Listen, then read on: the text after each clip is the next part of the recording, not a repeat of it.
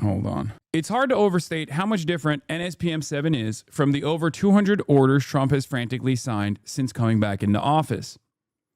An executive order publicly lays out the course of day-to-day federal government operations, whereas a national security directive is a sweeping policy decree for the defense, foreign policy, intelligence, and law enforcement apparatus.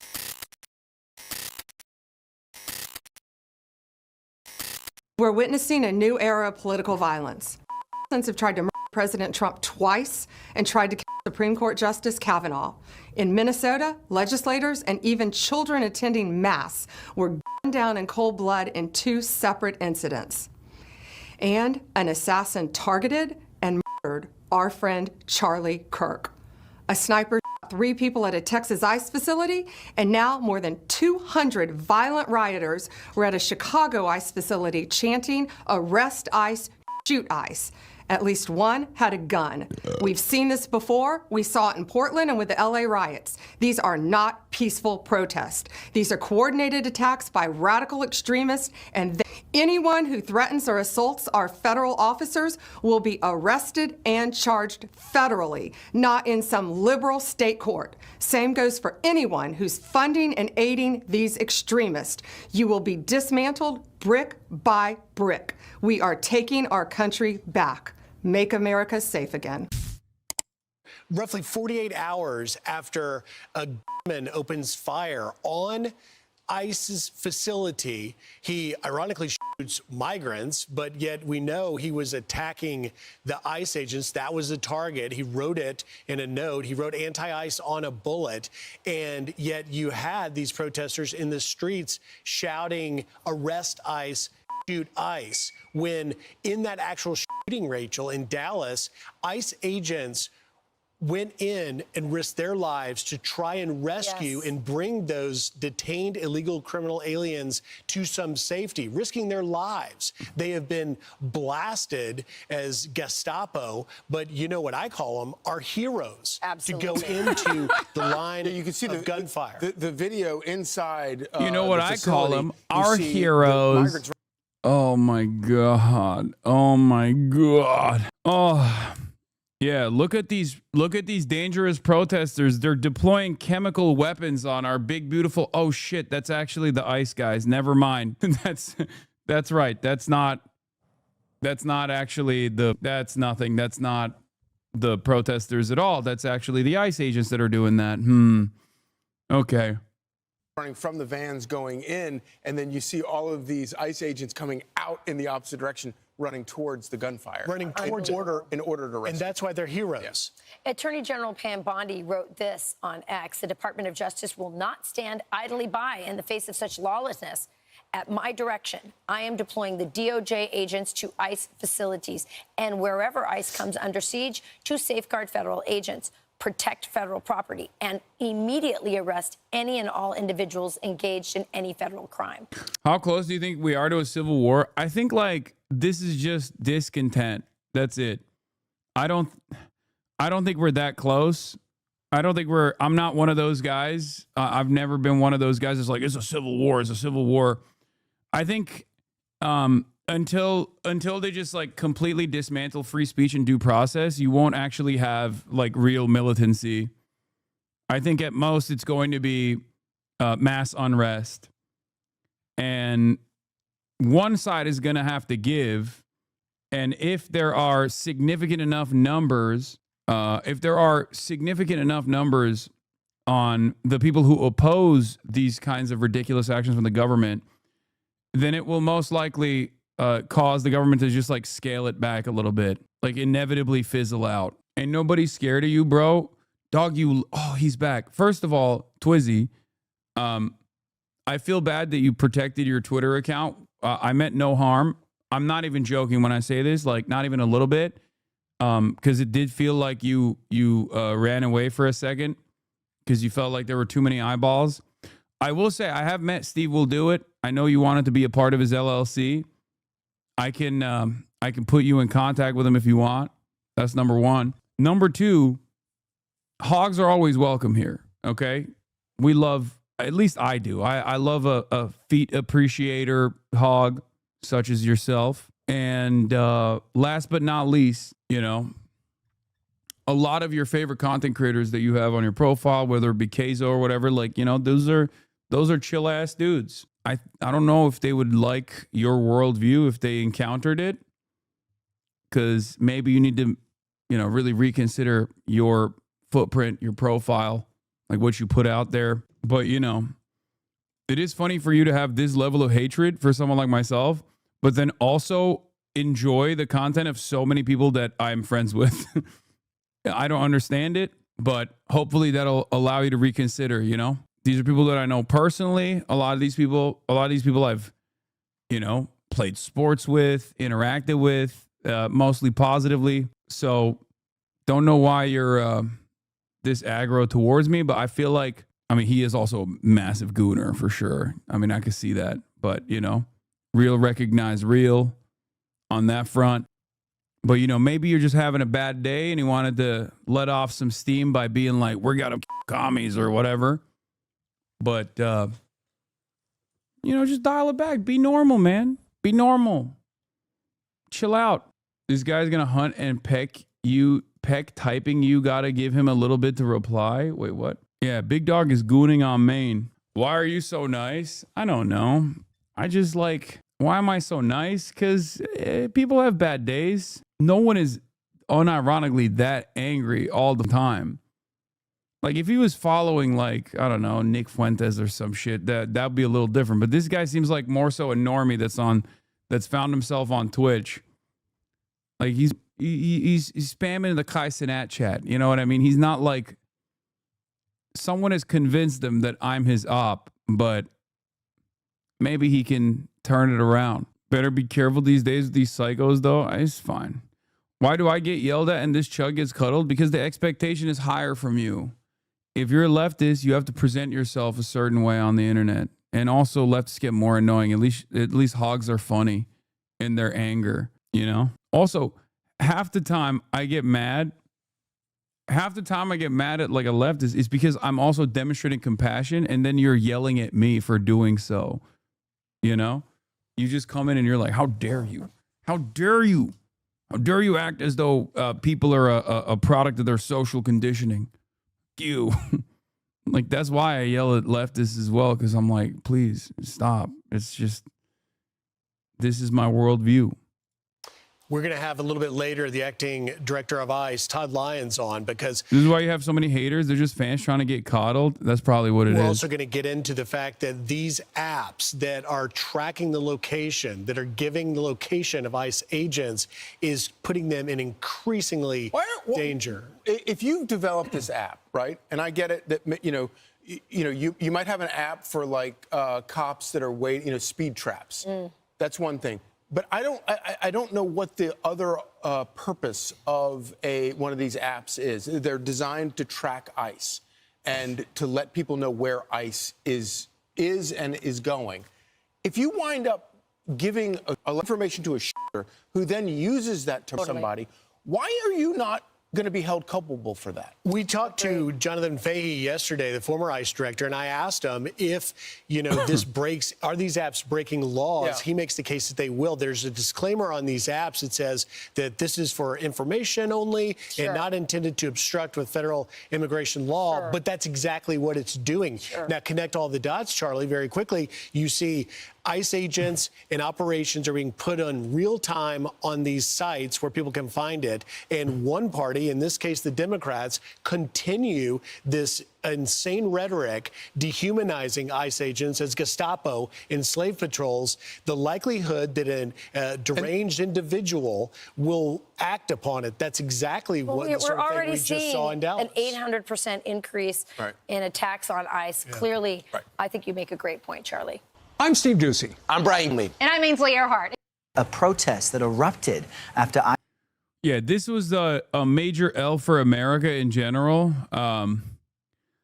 But before we get to this guy, as I covered yesterday, let's talk about Trump's NSPM7 labels. They are labeling common beliefs as terrorism indicators. New Order targets anti-Christian, anti-American, and anti-capitalism opinions, with the mainstream media distracted by the made-for-TV drama of James Comey indictment, which, by the way, that's such a non-issue. Like, I know that's a severe violation, right? But it's also a non-issue because it's just like, that's going to handle itself. What are we talking about? Like, that's not a serious, it's a serious setback, but it's also not like a serious problem because there's 0%. Once that gets to court, it's getting thrown out. Like, that's crazy. When people say, oh, is this a distraction? That is a distraction. The reason why I say that's a distraction is because I look through the indictment. It's so ridiculous. It is so ridiculous, but dumbass liberals are so locked in on that because Jim Comey was like a television figure for them. Like, that is, I would go so far as to say, that was like, this is even more ridiculous than the Jimmy Kimmel shit. Because, like, straight up going after like random liberals on TV by utilizing the FCC is a violation of the First Amendment. Whereas, like, frivolous litigation that the administration is like kick-starting when it's clear that it's not going to go anywhere, I think that's not that. I don't think that's going to be as big of a problem. Twizzy speaks. What did he say? My goat. Yes, bro. You caught me watching the biggest streamer ever. Sorry, Steve, and then I grew up watching Nelk. Like what? Wait, what? Twizzy's back. My goat Twizzy is back. We're going to win him over. I promise. He's at the precipice. He grew up watching Nelk. Maybe he's not in his 40s. He talks like a boomer, but perhaps he's not. Anyway, with the mainstream media distracted for the made-for-TV drama of James Comey's indictment, Trump has signed a little-noticed national security directive identifying anti-Christian and anti-American views as indicators of radical left violence. Called the National Security Presidential Memorandum 7, it's being referred to as NSPM 7 by administration insiders. This is the first time in American history that there is an all-out government effort to dismantle left-wing terrorism, Trump's Homeland Security Advisor Stephen Miller said, referring to the issuance. To the extent that the major media noticed the directive at all, they, even C-SPAN, incorrectly labeled it an executive order, like this week's designation of Antifa as a domestic organization.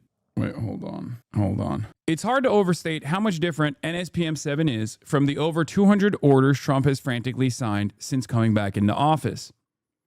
An executive order publicly lays out the course of day-to-day federal government operations, whereas a national security directive is a sweeping policy decree for the defense, foreign policy, intelligence, and law enforcement apparatus. National security directives are often secret, but in this case, the Trump administration chose to publish NSPM 7, only the 7th since he's come into office. Previous national security directives have been controversial, even politically earth-shaking. In 1980, for example, President Jimmy Carter signed the top-secret Presidential Directive 59, directing the new nuclear warfighting policies that persisted until the end of the Cold War. When revealed, PD 59 caused a public furor. Similarly, President George W. Bush signed a series of classified national security directives. Similarly, President George W. Bush signed a series of classified national security directives after 9/11, the most famous of which authorized NSA's unlawful domestic intercepts, a directive that wasn't publicly revealed until 4 years later. In NSPM 7, countering domestic terrorism and organized political violence, President Trump directs the Justice Department, the FBI, and other national security agencies and departments to fight his version of political violence in America, retooling a network of joint terrorism task forces to focus on leftist political violence in America. This vast army, made up of federal, state, and local agents, as Trump aide Stephen Miller said, form the central hub of that effort. The thing is, I don't think liberals are even remotely aware of what this is, okay? Or at most, they think that it's just about, radical leftists or something. People that they also don't really like, people that they see as like spoilers to Kamala Harris, even people like myself. It's not. This is a way to utilize intelligence communities' powers to actively target and prosecute, investigate, and potentially apprehend anyone and everyone that has exhibited a anti-racist thought, okay? Declaring them enemies of the state. This is also directly antagonistic to the First Amendment. This is a significant attempt to outwardly cripple the First Amendment. Okay? NSPM 7 directs a new national strategy to disrupt any individual or groups that foment political violence, including before they result in violent political acts. In other words, they're targeting pre-crime, to reference Minority Report. The Trump administration isn't only targeting organizations or groups, but even individuals and entities whom NSPM 7 says can be identified by any of the following indicators of violence: anti-Americanism, anti-capitalism, anti-Christianity, support for the overthrow of the United States government, extremism on migration, as in people who say anti-immigrant sentiments are born out of racism, extremism on race, as in to say that black people should not be disproportionately targeted. Because remember, by the police. Because remember, this is the front-facing, most marketable positions that they can put out there. Do you understand? It will extend to anyone and everyone that is a liberal, that is someone who is maybe even not a liberal, but goes, I don't think racism is good. This extends to every single person in the United States of America at any given moment. Extremism on gender. What could that be? Hostility towards those who hold traditional American views on family. Hostility towards those who hold traditional views on religion, and hostility towards those who hold traditional American views on morality. These are intentionally vague, but if you look at the combination of what they're singling out, this ranges everywhere from people like myself, people like ourselves in this community, all the way down to your fucking parents that were lifelong Republican voters who might have switched at some point to vote for Kamala Harris or to vote for Joe Biden. Do you understand? The United States requires a national strategy to investigate and disrupt networks, entities, and organizations that foment political violence so that law enforcement can intervene in criminal conspiracies before they result in violent political acts, the directive states. A pre-crime endeavor, preventing attacks before they happen, is core to the post-9/11 concept of counterterrorism itself. No longer satisfied to investigate acts of terrorism after the fact to bring terrorists to justice, the Bush administration adopted preemption. And for a lot of people who were oblivious to what they were doing at the time, this simply meant round-the-clock, 24/7 surveillance in Muslim neighborhoods, trying to find, like, the FBI used to do this all the time, trying to find people who are like, who have like intellectual disabilities and whatnot, to try to goad them into doing something, like to try to radicalize them, then goad them into doing something, and then stopping it ahead of time to basically say, look, we did it. Many such cases took place on U.S. soil, okay? This happened quite a bit. This happened a lot. The FBI used to do this all the fucking time, okay? They would go after like some autistic teenager who's Muslim online, and they'd be like, ooh, you should get some Tenorite at this drop site that we left for you. And then they would apprehend the person and be like, this guy's a terrorist. We apprehended an Islamic terrorist, okay?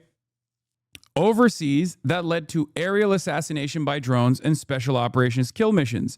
Domestically, it led to a counterterrorism campaign whose hallmark was excessive and illegal government surveillance and use of undercover agents and confidential human sources to trap and entrap would-be terrorists.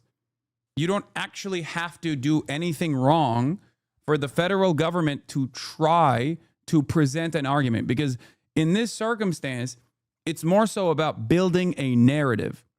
So I think what they're doing, just like McCarthyism, just like post 9/11 Islamophobia, what they are trying to create here is an intelligence community backed effort to create a narrative of left-wing terror. So basically what they're going after here, what they're going to be going after here is goading people into Fed posting, as we like to call it, and then trying to apprehend people for engaging in acts of Fed posting to create a narrative, or maybe even let a couple of these incidents go, right?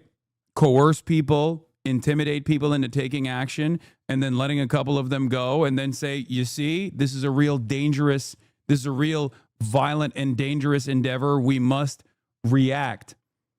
Because right now, I mean, if this is a fully competent administration, which it's not, but right now, there isn't a lot of appetite for this kind of thing. There isn't a lot of appetite for this kind of like mass apprehension, right? But the goal is to manufacture some kind of consent for the federal government to start apprehending and arresting anyone and everyone that is remotely demonstrated empathy at any point. This tactic sounds familiar if you are aware of how America's allies have worked, or puppet states, dictatorships, fascist forms of governance all around the world that we've aligned with. We have done this everywhere else. It's called the Jakarta method for a reason. It was first implemented in Jakarta. Now we are turning that same scrutiny and same principled authoritarian fascist technique to the domestic front. Fascism is colonialism turned inward. And this is fascism. This is imperialism and colonialism turned inward. This is happening at the domestic level now. There is a reason why the terrorism designation, albeit vague, has only been utilized for foreign actors. In the United States of America, no matter how many actual designated acts of domestic terror a group participates in or commits, whether it be Atomwaffen or the Patriot Front or numerous other right-wing organizations, there is no internal mechanism for identifying domestic terrorism and prosecuting domestic terrorism at the point of organizing. This has not happened with the KKK either, right? The reason why it has not happened with the KKK or any of these groups is because of the First Amendment. The second reason why it's never happened with right-wing groups, of course, is because they are not considered too disruptive to the pre-existing hierarchies that the American government has consistently defended. This has, however, happened to the Black Panther Party and numerous other black revolutionary groups. During the civil rights struggle, this is precisely what they did with the Black Panther Party and numerous other organizations. They did it. They disrupted it. They infiltrated these groups. They assassinated its leaders. And I suspect that that's what they're trying to do now. However, even with the Black Panther Party and numerous other black liberation organizations, there was still ultimately a foreign actor that they could associate this movement with. At the time, it was the USSR, right? This was during the Cold War still. So they could still associate it with the USSR, or they could still, there still was a lot of racial animosity, way more so than than it exists now. There is racial animosity in this country. White supremacy has not gone away. This is an inherent contradiction that Americans have never addressed, okay, adequately. Having said that, however, the racial tensions in this country at this stage are nowhere near where they were during the civil rights struggle.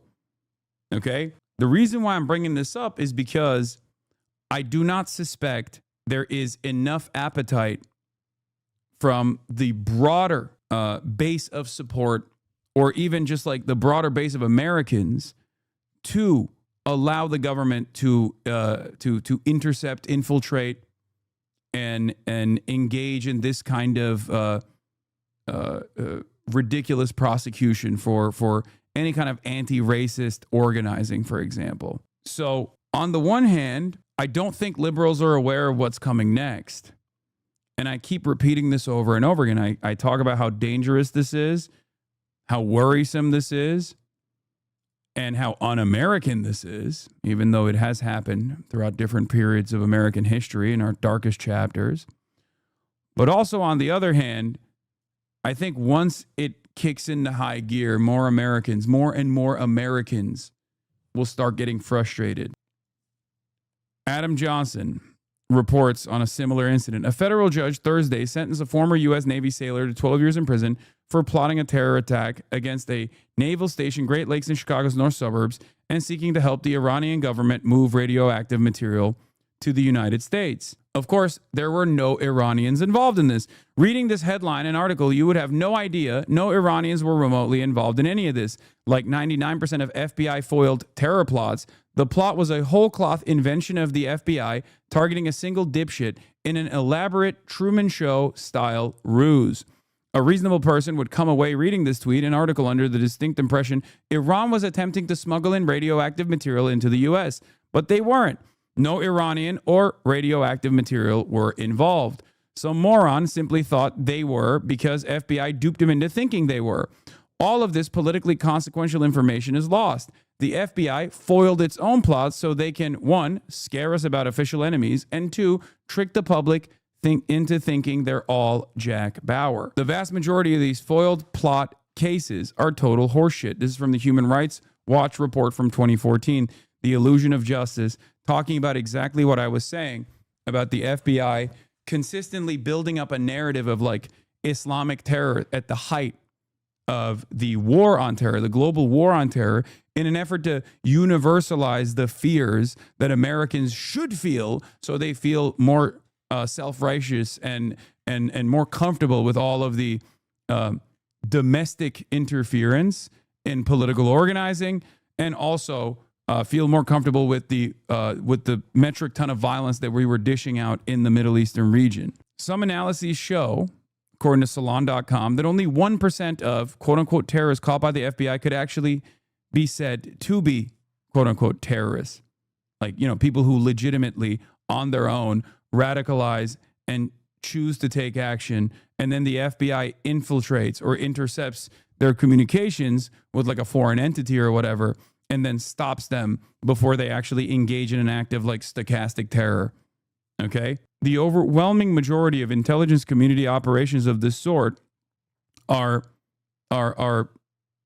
built around coercion and entrapment. But this, at the very least, plays a formative role in designing a media landscape, especially by pliant media members who will cover this stuff without actually diving into the details to justify what other additional measures of the government may take in terms of mass surveillance and in terms of disruption and creating watch lists and creating an environment of insecurity around any sort of expression of political dissent. That is the overarching goal of the government. Now, with Donald Trump's directive retooling the counterterror apparatus to go after Americans at home, this means monitoring political activity or speech as an investigative method to discover radicalism. Contrary to other national security documents, all during the post-Watergate era, NSPM 7 doesn't even mention the First Amendment or the fundamental right of Americans to organize and protest. The focus on speech is evident throughout NSPM 7. The directive says that political violence is the result of organized campaigns that often begin with the left, dehumanizing targets in an anonymous chat forums. Okay, peki. Tamam dur baba tamam. Okay, göndereceğim. Nereye? Okay. Gel, aldım. Okay. My dad is trying to talk to me while I'm reading this thing. Jesus Christ. Hold on. In anonymous chat forums, in in-person meetings, social media, and even educational institutions. Remember, even in college, okay, even in a classroom. To give a sense of how broad this formulation is, Trump's earlier designation of Antifa as a domestic terrorist group was accompanied by a White House fact sheet singling out people who celebrated Luigi Mangione, the alleged killer of United Healthcare CEO Brian Thompson, last December. As I wrote at the time, this describes a lot of Americans. This is not a political singling out of radical potential terrorism or something, okay? This is straightforwardly prosecuting whoever they want to prosecute. Like, this is trying to create an environment where there is just cause to go after whoever the fuck they want. This is so over-encompassing and so broad that it literally has, it's not just people like myself. It's just, this means Trump voters even. You know what I mean? This is anyone and everyone. Hold on. 1 second. I just have to finish this thing that I'm doing. Okay.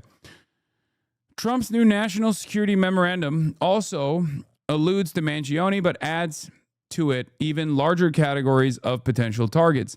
NSPM 7 is fundamentally a law enforcement directive, and it dispenses with the complications of using the active duty military or the National Guard in pursuit of political violence. It directs the Department of Justice to focus the FBI's approximately 200 joint terrorism task forces to the new mission. The FBI network of task forces comprises over 4,000 members, including FBI personnel and task force officers from more than 500 state and local agencies and 50 federal agencies, including special agents, police officers, intelligence analysts, and surveillance technicians. First established in New York City in 1980 to systematize FBI and NYPD cooperation, today there are task forces around the country, including at least one in each of the FBI's 55 field offices. For the Trump White House, the beauty of using an already existing network is that it bypasses congressional oversight and scrutiny and even obscures federal activity to governors and legislatures at the state level. States, cities, and local police have already signed memoranda of agreements with the feds to fight terrorism, and officers are already assigned as task force officers. Okay? Hold on 1 second.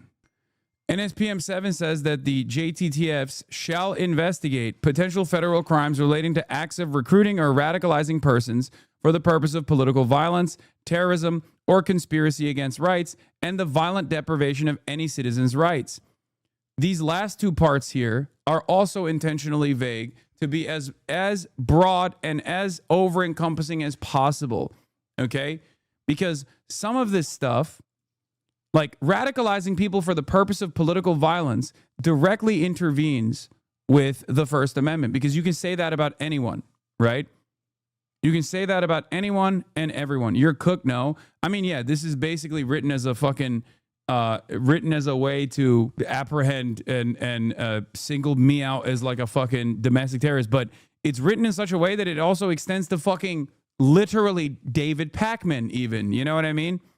It's written as a way that this could mean anyone from people like myself all the way to like the Podjohns, okay? It's not just people like myself. It's not like Jason and Ruhe or whatever.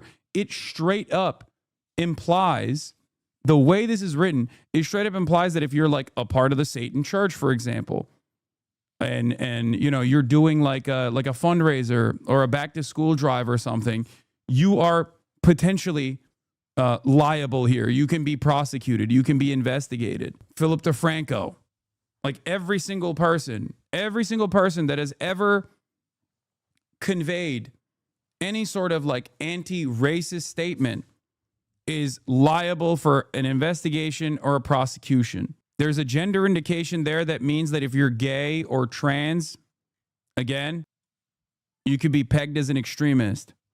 If you're black or brown and you have exhibited anti-racist tendencies, or if you have participated in any sort of like anti-white supremacist action, anti-ICE protests, extremism on migration, that's what this means. I know a lot of you are laughing at me saying you could be pegged and going, lol, pegged as gay and trans, lol, don't peg the gays and trans, but like you're not understanding the severity of this crisis once again.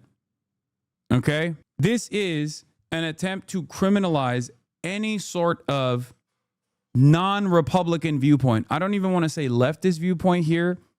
Okay? I don't even want to say non-Republican viewpoint here, because like this even could potentially criminalize Republican viewpoints as well, as long as they are a Republican that says, yeah, I also think ICE is fucked up. You are now a target. You can be designated as a rhino. The Attorney General shall issue specific guidance that ensures domestic terrorism priorities include politically motivated terrorist attacks such as organized doxing campaigns, swatting, rioting, looting, trespass, assault, destruction of property, threats of violence, and civil disorder. The NSPM 7 says, civil disorder, ? I don't want to sound hyperbolic, but the plain truth is that the NSPM 7 is a declaration of war on anyone who does not support the Trump administration and its agenda. Yes, it repeats the word violent over and over to purport only to purport only to go after citizens who are moved to take up arms, but it also directs monitoring and intelligence collection to map and target new evildoers, to borrow a Bush label he took from the Bible just that days after 9/11. Okay, hold on. The partisan focus couldn't be more obvious. The real problem is this. Since Charlie Kirk was murdered, a friend of mine assassinated, nothing changed on their side. White House counterterrorism czar Sebastian Gorka told Newsmax after NSPM 7 was signed. Not one leader, not one leftist thought leader, member of Congress, senator, nobody has said we distance ourselves from the violent rhetoric. The left refuses to rid themselves of the justification for violence, Gorka continued. And as such, President Trump is taking measures to protect us from the violent rhetoric that becomes snipers and bullets. Remember, it's not violence that they are combating. It's rhetoric. Okay? It's not violence that they're combating. It's rhetoric. As in, any sort of expression of discontent towards the Trump administration or any number of different actions that they take can be considered violent rhetoric. They are trying to tie, I don't fucking like what ICE is doing, or ICE is Gestapo, or this is Nazi shit, to a false claim that this means like you are opening up a floodgate of enforcement. They are trying to do this. They already tried to do this with material support. They've been trying to do this with material support to terror organizations, trying to claim that speech is material support for terror organizations. Okay. And they're doing it now at the domestic level as well. For the record, as it stands currently in the United States of America, material support does not extend to language. Okay. It is not illegal in the United States of America to even fucking say you support known designated terror organizations, foreign terror organizations. You can say you support it. It is, up until this moment, not been illegal. We are a nation where fucking David Duke, the grand wizard of the Ku Klux Klan, ran for office. We are a nation where members of the American Nazi Party run for office. Okay? While you might consider that to be extreme, and I certainly do, the reason for why this has been allowed is partially because of the First Amendment. Now they're taking that away. Another aspect of this is, again, anti-Americanism. Remember, these are the hallmarks of terror, they say. Anti-Americanism. Now think, close your eyes for a brief moment and think, who do the Republicans accuse of anti-Americanism? It's not just those who liberals consider to be radicals themselves. It's everyone. Okay? The entirety of the Democratic Party and its base of support. Who do the Republicans accuse of anti-capitalism? Nancy Pelosi is a communist in the eyes of the Republican Party. Kamala Harris is a socialist communist in the eyes of the Republican Party. Anti-Christianity as well. This is designed to target any and every liberal, any and every person on U.S. soil that has ever looked at what Trump is doing and said, I don't like this. Yeah, reminder, this was a literal candidate that the Republicans propped up, Arthur J. Jones, American neo-Nazi Holocaust denier, and he almost won. Yeah, he's also been a member of the Populist Party, a far-right political party active in the 90s and 80s. Wasn't this the guy who ran in the Illinois district over and over again? And he almost fucking won in the 3rd congressional district in one of the elections. Yeah, he got the most. Illinois' 3rd congressional district general election in 2018. He was the Republican that got the most votes. He got 25%, 26%. Of course, another part of this story is the question, the obvious question, is there a difference between far left extremism and far right extremism? And the answer, of course, is yes. Now, I'm biased. I'm obviously biased. But think for a brief moment. We are billed as far left extremists. And as far left Eve, that everyone should have health care. We believe that the interests of profits cannot go over the interests of the people. We believe that everyone should have more autonomy in the workplace. We believe that people should have free education all the way up to the college level, no matter what their background looks like. We believe in a more tolerant approach to immigration instead of immediately deciding that things we don't understand are awful and scary and must be excised and destroying America. We believe that these populations are actually helpful to build this multifaceted, diverse American culture. Is that the same as the exact opposite of this position, to target people due to inalienable traits and characteristics and then punishing them and putting them in concentration camps and kicking them out of this country? I don't think so. Fantastic stuff.